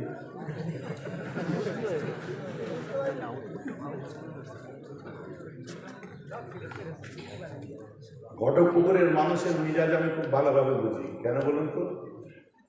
চা ঠান্ডা হয়ে গেছে, গরম করে দেবে। কারণ একটা সময় এমন ছিল যে আপনাদের এলাকায় এমন কোনো গ্রাম নেই যে গ্রামটায় আমি বোধহয় জলসা করতে বাকি আছে। এই কথা ঠিক বলছি না বলছি?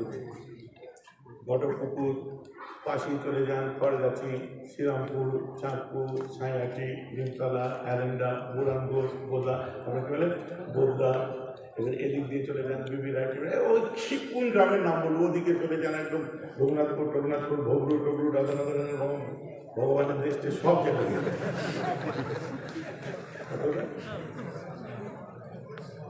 কোথাও বাদ দিন তো আমাকে নতুন লাগছে না? হ্যাঁ, আশা একটু আমি বন্ধ করে দিয়েছিলাম। কেন? আব্বাজান চলে গেলেন। আব্বাজান যাওয়ার ঠিক 6 মাসের মধ্যে আমার বড় আব্বাজান, বড় চাচাজান চলে গেলেন। তারপরে আমি অসুস্থ হয়ে পড়লাম, মন মেজাজ খুব খারাপ হয়েছিল, জলসায় বেরোবো কি বেরোবো না, মনের দিক দিয়ে কেমন একটা ভালো লাগছিল।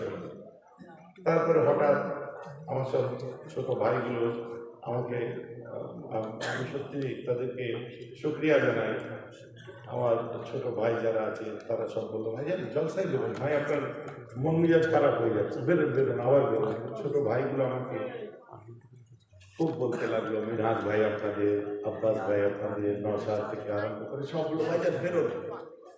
তারপর দেখা যায় আপনি বেরোন তো, ঠিক আছে নো প্রবলেম, বেরোবো। তো ভেবেছিলাম বেরোবো না, তারপর দেখলাম না, একবার নেমে দেখি কী হয়। তো মাশাআল্লাহ এই 2-3 দিনের মানে 1 সপ্তাহের মধ্যে আমি এই ডেটটার পিছনে আমি অবশ্যই আমি বলার ইচ্ছা প্রকাশ করবো। ওই যে হুজুর পাশে এখানে বসেছিলেন না, হ্যাঁ আবু জাফর ভাই বসেছিলেন না, ও কিন্তু আমাদের ফুরফুরা শরীফ থেকে কমপক্ষে না হলেও 20 কিলোমিটার দূরে থাকে। ও ঠান্ডার দিনে প্রত্যেক দিনও চলে যেত আমার কাছে, কাঁপতে কাঁপতে সোয়েটার করতে। ভাইজান কি হবে? মিটিং চলছে আমার ভিতরে, 3 ঘন্টা 4 ঘন্টা ওয়েট করছি। রাত্রে 10:30টার সময় মিটিং শেষ করে বেরিয়েছি, কেউ বসে আছে। তুমি এখনো বসে আছো কেন? ভাইজান কি হবে? ওকে দেখে আমার এত কষ্ট লাগলো। তো আমি এই 2-3টে সভা আমি করি না, এই বেরিয়েছে একটা সভা করি, বাড়ি চলে যাই, কারণ খেতে খুব কম, তো অল্প করি আমি করি। তো তখন আমি ওর কোনো দিকে না তাকিয়ে আমার যে ছোট ভাইয়ের মতো আমার শাহালম আছে, ওকে বললাম আমি ওকে ডেট দিয়ে দিই। ভাইজান কোনটা? আমি যা ডেট চাই সেই ডেট দিয়ে দে, যে কোনো টাইম আমি করে দেবো। তো এই 1 সপ্তাহের মধ্যেই ঘটনাটা ঘটছে। তো সত্যি ওর যে আমি ওর চেহারার দিকে তাকিয়ে কিন্তু আজকের এই জলসা নেই, যার জন্য জলসার প্রচারও খুব একটা আপনারা করতে পারেন না বললেন। তাও মাশাআল্লাহ আল্লাহ যেটা করেন ভালোর জন্যই করেন। খারাপ কি হয়েছে? আপনাদের বিরক্তি লাগছে না? আরেকটু এগোই, এগোবো? তাহলে যারা বাড়ি যাওয়ার চলে যান, যাবেন তাহলে একটু দরুদ শরীফ পড়ুন। আল্লাহুম্মা সাল্লি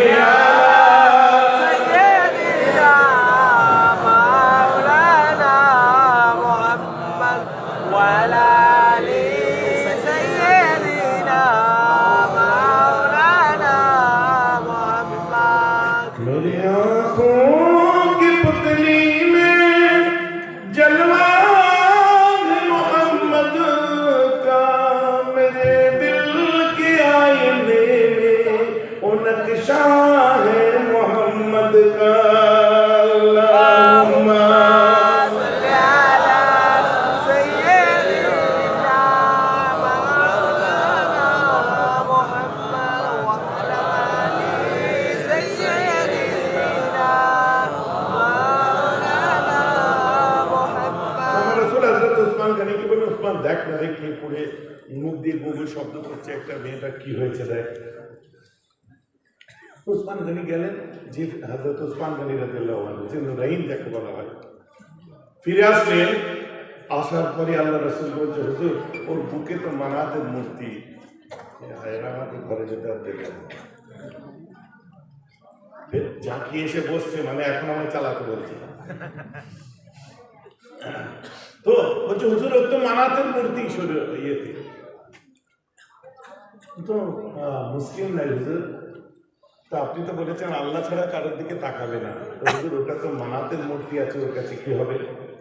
আমার রাসূল বলছে, উসমান ও কোন ধর্মের কোন জাতির আমি তোমাকে বিচার করতে বলিনি, তবে শোনো তোমাকে যে পরওয়ারদিগার, যে স্রষ্টা সৃষ্টিকর্তা তোমাকে সৃষ্টি করেছে, আমার আল্লাহ ওকেও সৃষ্টি করেছে, অতএব আল্লাহ সৃষ্টির সেবা করো, আল্লাহ তোমাকে জান্নাতুল ফিরদাউস দিয়ে দেবে। সুবহানাল্লাহ। তাদেরকে শিক্ষা দেবে, নতুন করে তাদেরকে সাম্প্রদায়িকতার আপনার সম্প্রীতির শিক্ষা দেবে, সাম্প্রদায়িকতার বীজ বপনকারী বলে আপনার তকতা লাগাবেন, প্রশ্নই আসছে না। আমরা তো লাদেনের ধর্ম করি না, আমরা তো মোল্লা ওমরের ধর্ম করি না, আমরা তো মাসুদ আজহারের ধর্ম করি না, আমরা তো উগ্রপন্থী নয়, আমরা তো জঙ্গি নয়। আমরা যে ধর্মটা করি ওটা আমার রাসূলুল্লাহ শিখিয়ে দিয়ে গেছে, যে মানুষকে তলোয়ার দ্বারা নয় বরং নিজের আদর্শ দ্বারা তাকে জয় করেন। সুবহানাল্লাহ। Davenport, the apology for Muhammad's মধ্যে লিখছেন, we must recognize that the spread of Islam not owned by Victoria of sword, but spread by the magic of his personality and wonderful eloquence.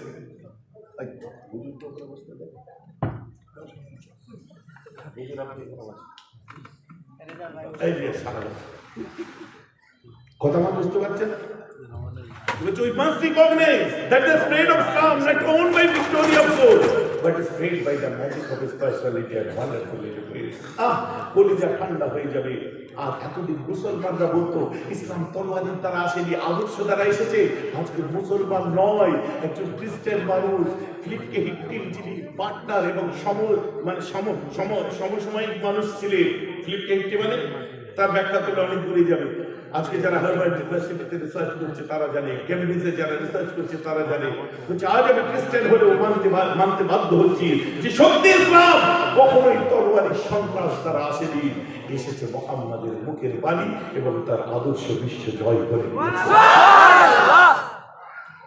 কোথায় আছে সে আদর্শ? কি উসমান কোন ধর্মের দেখো না, বলছে না হুজুর ঠিক আছে যাও ওকে তুলে বাড়িতে নিয়ে এসো। উসমান গনি গেলেন, এই মেয়ে বুড়িমা চলো, তুমি অসুস্থ অবস্থায় পড়ে আছো, মরে যেতে পারো।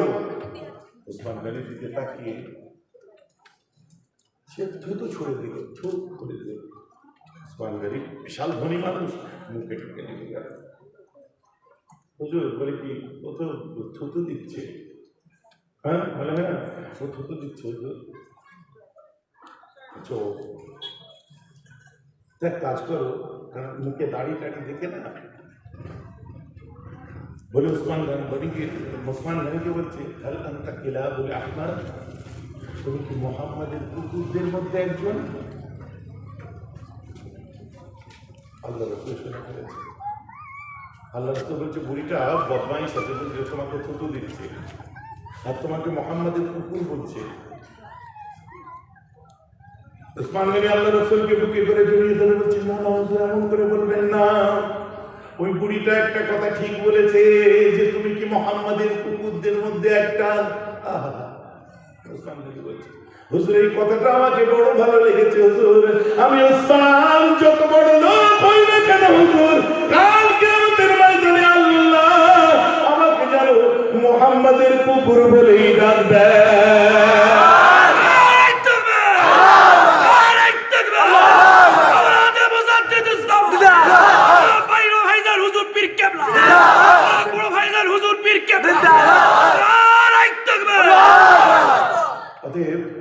বলছি যে ও তো ভালো কথা বলেছে হুজুর, এই ভাষাটা আমার ভালো লেগেছে। যা তোকে যেতে হবে না, বেলালকে যা। হযরত বেলালের দাড়ি মোবারক খুব কম ছিল, মানে বোঝা যেত না, দেখলে বুঝতে পারবে না মুসলমান নাকি। হযরত বেলালকে যে ডেকেছে, বেলাল বেলাল বেলাল, জি হুজুর কথা কম বলতে, তোকে ওই টিলার পিছনে আল্লাহ রাসূল আছে, তোকে একটু নবীজি।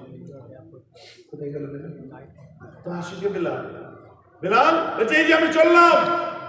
বলছে কথাটা তো শুনে যাও। বলছে আপনি তো বলবেন নবীজি আমায় ডাকছে, বলার আগে আমি পৌঁছে যাই।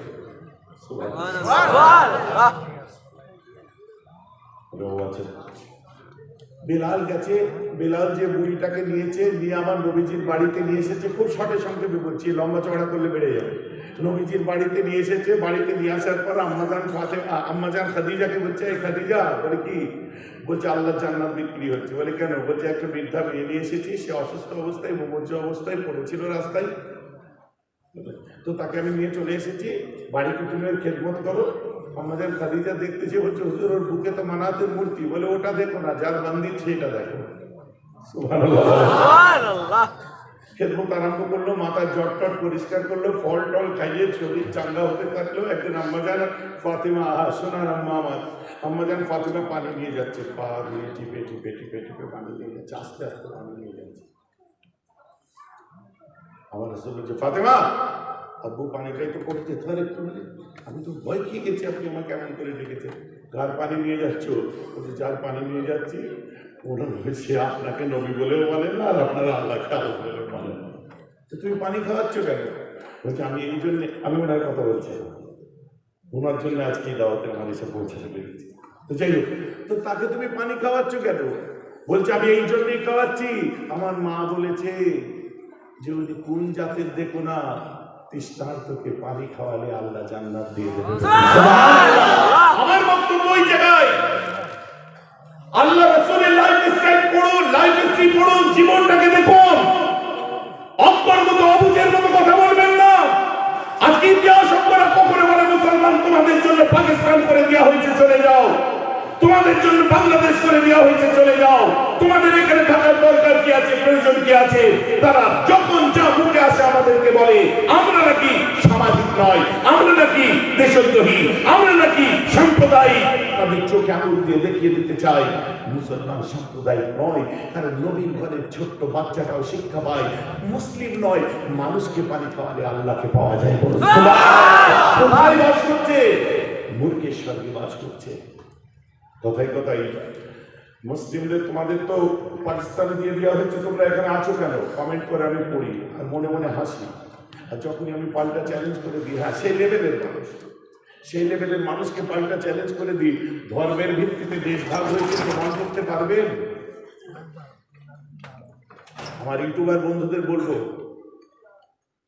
অ্যাটেনশন প্লিজ, ধর্মের ভিত্তিতে দেশ ভাগ হয়েছে এটা কি প্রমাণ করতে পারবেন?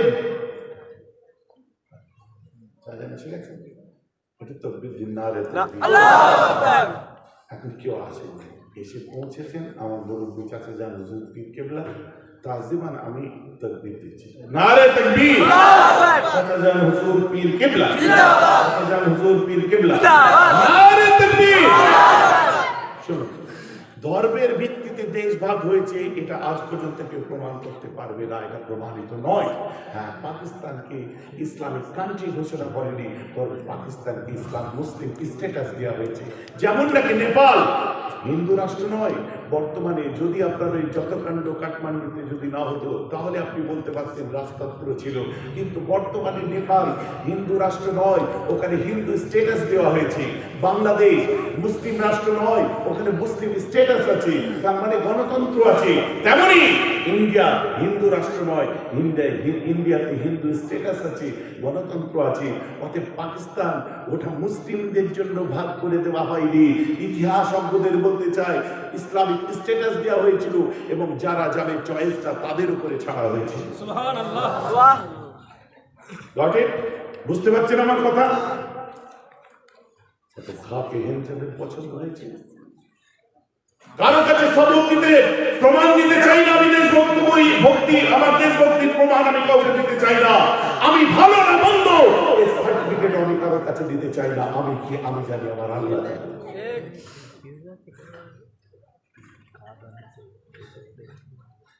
অতএব ওই অন্ধভক্ত দেশকে ভালোবাসি জিন্দাবাদ ফ্রিডম ফাইটারের ঘরের ছেলে, স্বাধীনতা সংগ্রামীর বাড়ির ছেলের কাছে এই অন্ধ দেশভক্তি দেখাতে আসবেন না। ওটা আপনাদের ওদিকে চলে, উত্তর ভারতে। ওটা উত্তর ভারতে চলে। উত্তর ভারতের জন্য কিছু কিছু জায়গা আছে, ইউপি টিউপি এরকম কিছু জায়গা আছে, ওদিকে চলে। কারণ সেখানে তো খাপ পঞ্চায়েত চলে। খাপ পঞ্চায়েত বোঝেন? পুলিশ টুলিশের ব্যাপার নয়, যা বিচার করবে মুখিয়া করবে। আর আমাদের এখানে আপনি ওখানে যে গুজ্জারদের এলাকায় বানিয়ারা থাকে না, বানিয়াদের এলাকায় আপনার গুজ্জার থাকে না, জাটদের এরিয়ায় কি বলে মাল্লাররা থাকে না, মাল্লারদের এরিয়ায় যাদবরা থাকে না। একটা যদি যাদবদের মেয়ে মাল্লারদের সঙ্গে প্রেম করে তো তাকে পুড়িয়ে মেরে দেওয়া হয়। আমাদের বাংলা সংস্কৃতিতে দিল্লি থেকে ভাষণ দিতে আসছেন আপনারা। বাংলা সংস্কৃতি একটা বিল্ডিং এর 5টা ফ্লোরে 5টা সম্প্রদায়ের মানুষ আমরা বাস করি। আর আমাদের কাছে যখন দুধওয়ালা দুধ দিয়ে যায়, পানিওয়ালা পানি দিয়ে যায়, তখন আমাদের নিচে থেকে আমাদের ফ্লোরে যারা থাকে সেটা অভিজিতের বউ হতে পারে, আর বেহরাম সিদ্দিকীর মেয়েও হতে পারে, বা ছেলে হতে পারে, বা বউ হতে পারে। একসঙ্গে দুধটা নিয়ে যে কলিং বেল বাজিয়ে, দিদিভাই তোমার দুধ দিয়ে গেছে নিয়ে নাও, পানি দিয়ে গেছে নিয়ে নাও, বা ও খুলে দিয়ে ভাবি আপনার দুধ দিয়ে গেছে নিয়ে নিন। আমরা এই সংস্কৃতিতে বাস করি। আমাদের কাছে দেশভক্তি উত্তর ভারত থেকে শেখাতে আসবে না। আর দুর্বল কথাবার্তা আমাদেরকে বলবেন না।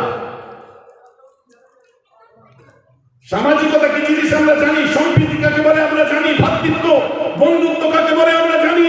নতুন করে ওটা দিদিদের কাছেও শিখবো না, দাদাদের কাছেও শিখবো না। ও শিক্ষা ছোটবেলায় আমাদের বাবা মারা আমাদেরকে দিয়ে রেখেছে। অতএব পলিটিক্স করুন, রাজনীতি করুন, এইসব ডায়লগবাজি জুমলাবাজি বন্ধ করে করুন। উন্নয়নের নিরিখে করুন, পিছিয়ে পড়া মানুষের অধিকারের নিরিখে করুন, সুশাসনের নিরিখে আপনার নির্বাচন করুন। আমাদের সন্তান শিখিয়েছিলেন মিস্টার উইলিয়াম মোর লিখছেন, I am the designing follower of Jesus. আমি একজন ভক্ত। But Prophet Muhammad is the perfect person in another one. He was the better mind, that only his own is but all it is. জন্মসূত্রে, বংশসূত্রে, জাতসূত্রে, পরম্পরা সূত্রে আমি খ্রিস্টানের বেটা খ্রিস্টান, তথাপি সত্য হলো এটাই, ইসলামের নবী মুহাম্মদকে পৃথিবীর শ্রেষ্ঠ এবং খাঁটি বলে মেনে দিলাম। আছে কোথায়? আমাদেরকে বুঝতে হবে, বোঝার জায়গা তৈরি করতে হবে, তা না হলে গলায় কলসি বেঁধে ডুবে মরতে হবে, একে অন্যকে চিনতে হবে। কোথাও কিছু নেই। গতবারে বলেছিলাম, আরেকবার বলি, আমরা ধর্মীয় উত্তেজনা দেখাচ্ছি কি জয় শ্রীরাম বলে একদম রাস্তার উপরে নেমে পড়লাম। আমাকে দেখেও বলছে একসময় জয় শ্রীরাম, আমি শোনো আমাকে দেখে জয় শ্রীরাম, আমি এত বড় মানুষ নয় যে তোমার আমাকে দেখে পুরুষোত্তম রামের কথা মনে পড়বে। তুমি এটা বলছো কেন? আমিও ভালো করে বলে দিলাম জয় জয় শ্রীরাম। আপনি কেন বললেন? আমি কোন শাস্ত্রে লেখা আছে মর্যাদা পুরুষোত্তম রাম কেবল হিন্দুদের রাম? কোন তোমার শাস্ত্রে লেখা আছে মর্যাদা পুরুষোত্তম রামকে কেবলমাত্র হিন্দুরা শ্রদ্ধা করবে, মুসলিমদের করার অধিকার নেই?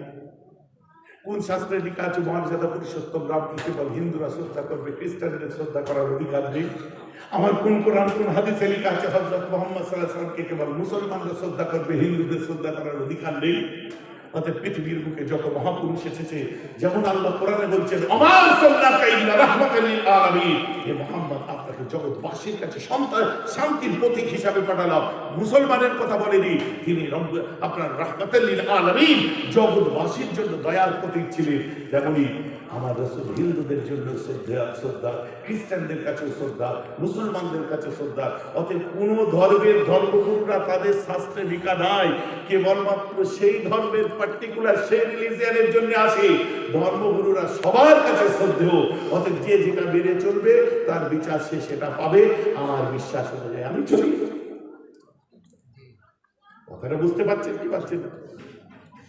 অতএব রাজনৈতিক স্লোগান হিসাবে ড্রিঙ্ক করে মদ খেয়ে কত মহান একজন মর্যাদা পুরুষোত্তম রামের নামটা নেওয়া, ওটা কেবল হিন্দু নয়, প্রকৃত ধার্মিকদের একটু বুকে লাগে, আমারও একটু লাগে যে এত বড় একজন যার জন্য শাস্ত্র আছে, যাকে নিয়ে কত ইতিহাস আছে, আপনার নামটা ইন্টেনশন কি ইন্টেনশন আপনার ইন্টেনশনালি সে নিচ্ছে, সেটা আমাদেরকে পীড়াদায়ক হিসাবে আমাদেরকে লাগে। তাই আমরা বলি না, কোনো ধর্মগুরুদের ধর্মীয় নায়কদের নাম ভাঙিয়ে নয়, ময়দানেতে গণতন্ত্রকে ভাঙিয়ে তোমরা আজকে টাকা দেয়। কথাটা আমরা বুঝতে পারছি কি পারছি না?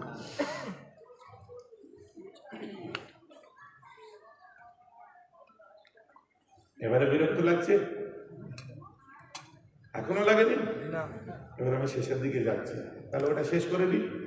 হযরতে বিলাল বাড়িতে আনলেন, দীর্ঘদিন সব খাইয়ে পড়িয়ে মেয়েটা সুস্থ হয়ে গেল। সুস্থ হয়ে যাওয়ার পরে আমার রাসূল 40-42 দিন নবীজির বাড়িতে মেয়েটা আছে। আমার রাসূল লুকিয়ে লুকিয়ে বেড়াতেন। কেন? এই জন্যই লুকিয়ে বেড়াতেন,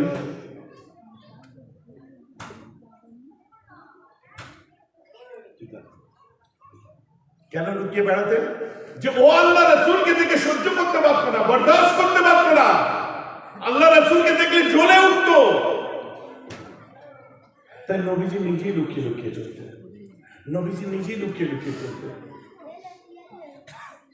কথাটা বুঝতে পারছেন? মেয়েটাকে বললে চ, সুস্থ হয়ে গেছিস, তোর বাড়ি কোথায় বল, সেখানে ছেড়ে দেবো। হযরত বিলালকে বলছে তুই কি মোহাম্মদের কুকুর নাকি রে? তুই কি মোহাম্মদের গোলাম? মানে নবীকে এত ঘৃণা করতো। বিলাল বলছে মাথা করে ঘাড় মুখে দেবো, তুমি বুঝতে পারবি রাজাসকে মাথা গরম করেছি। আমার রাসূল পাশ থেকে বলছে বিলাল এতদিন ধরে খাইয়ে পড়িয়ে সুস্থ হলো, আর আমার রসুল সম্পর্কে যদি এমন কথা বলে, কলিজাটা কানা হয়ে যাবে না? আম্মা জান ফাতেমা দেখলে মাথা হ্যাঁ হযরতে খাদিজাতুল কুবরা দুপাট্টা মোবারকটা মুখে দিয়ে চোখ ভরা পানি আল্লাহ রাসূলকে দেখছে। নবীজি আমার মাথা হেঁট করে আছেন, মাথা হেঁট করে আছেন। দরজা দিয়ে বার হয়ে গেল। বিলাল বল না রে, তুই কি সত্যি মোহাম্মদের গোলাম? মোহাম্মদ কিন্তু লোক ভালো না, ও খুব খারাপ লোক, আমি একদম পছন্দ করি না। ফাতেমা আল্লাহ রাসূলের হাত মোবারকটা ধরে বলছে আব্বু, পৃথিবীর জমিনে তো আমার আব্বার মতো কিয়ামত পর্যন্ত আর কেউ জন্ম নেবে না। আমার আপনার মতো পৃথিবীর বুকে কিয়ামত করে কেউ জানে না। আমার রাসূল আম্মা জানের হাত ধরে আম্মা জান খাদিজা মাথা হেঁট করে আছে। বুঝে বেলা আজকে চলে যাচ্ছে, বল না রে তুই সত্যি মোহাম্মদের গোলাম? বেলাল এরকম করে ধরে ঘাড় মুখে দেবে, আল্লাহ রাসূলের দিকে পেছন ফিরে চলে বলছে, না না না বেটা, খানিক বলছি চ, মাথা গরম করিস, চ মাথা খারাপ করবি, চল। বেলাল, মোহাম্মদ মানুষ ভালো না, ও আক্স দেয়, জাদু করে। চুপ করবি?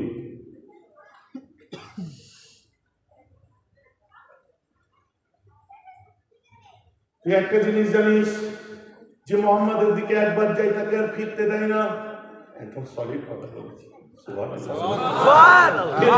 এই কথা একদম পারফেক্ট, যে একবার আমার রাসূলের দিকে এসেছে ও আর ফিরতে পারে না। যে মোহাম্মদ হচ্ছে জাদুকর, মোহাম্মদ আজ দেয়, মোহাম্মদ মানুষ ভালো না, দেখতে কুচ্ছিত কি বিচ্ছিরি দেখতে, স্বভাব চরিত্র ভালো নয়, অমুক নয় তমুক নয়, এই নয়। ঘাড় মুটকে দেবো রেগে গিয়ে বেলাল এবং মাথাটা ধরে আছাড় মারবে, পিছন দিকে তাকিয়ে আল্লাহ রাসূল দুটো হাত টেনে বলে, না না না বেলাল, ওকে তুই জানে মেরে দিস না, ওকে তুই মাফ করে দে না বেলাল, এমনটা করিস না। বেলাল কাঁদছে, তুই পাগল টাগল আছিস নাকি? বলে ছাড়লি কেন? মারতে যে ছেড়ে দিলি কেন? বলে তুই বুঝবি না, আমি বরদাস্ত করতে পারছি না, তোকে কি বলি, আমার অর্ডার নেই বলার। ওটা কি হয়েছে তুই বল, তুই পাগল, তুই কার বাড়িতে ছিলি এতদিন? বেকার ও ছোটি তুমি মোহাম্মদের বাড়িতে ছিলি।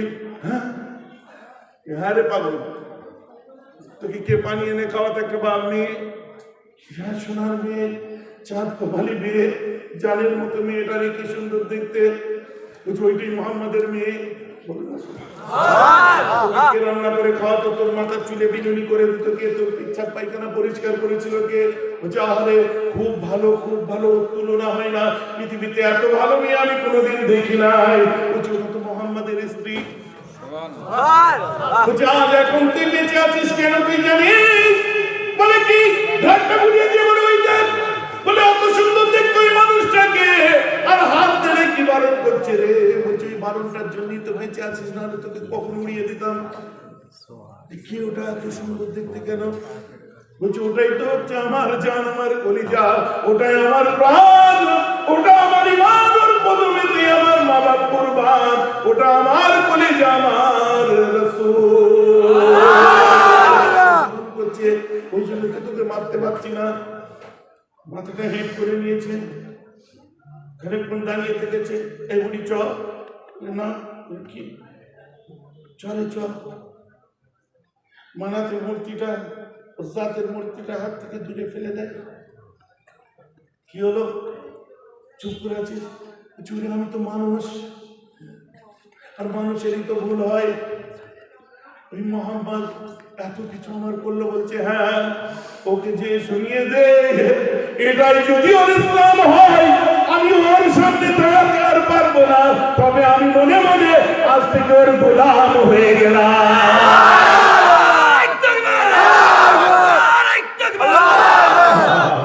আজ থেকে আমি ওর গোলাম হয়ে গেলাম। তুই নিজে বলবি আমি করবো তো, এরকম না, চ না তুই একবার। সরল লাগছে, না না না তুই চল। বলছে আমার সব রাত পানি হয়ে গেছে, আল্লাহর ফিরে তুই চল। বুকে করে জড়িয়ে চলেছে। হুজুর আমার রাসূলের চোখ ভরা পানি। কি হয়েছে বুড়িমা? আমার ভুল হয়ে গেছে, আজ থেকে আমি আপনার গোলামা হয়ে গেলাম। আল্লাহ রাসূল বলছে গোলামা না, তুমি তোমার মা হয়ে গেলে। কলমা শরীফ পড়ে মুসলমান করে দিল। এবারে আসুন, মিস্টার হেভেন পোপ লিখছে, we must recognize that the spread of Islam not owned by victorious soul, তলোয়ার কাজে লাগেনি। আল্লাহ রাসূলের আদর্শ জাদু ওই বুড়িকে জয় করেছে, বিশ্ব জয় হয়ে গেছে।